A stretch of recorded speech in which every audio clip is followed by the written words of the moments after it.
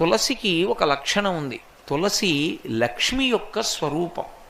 తులసి ఈ భూమి మీద పుట్టినటువంటిది మొట్టమొదట ఎక్కడి నుంచి పుట్టింది అంటే బీజము నుంచి వచ్చింది కాదు తులసి చెట్టు. తులసి చెట్టు గింజల్లోంచి రాలేదు.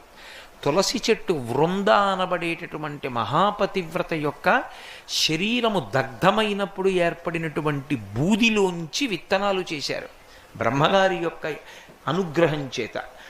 ఆ విత్తనములను చల్లితే అందులోంచి తులసి పుట్టింది.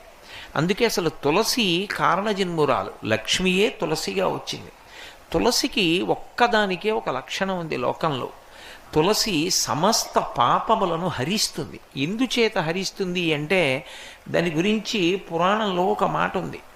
యన్మూలే సర్వతీర్థాని యన్మధ్యే సర్వదేవతై యదశ్రీ సర్వవేదేషు తులసీత్వం నమా.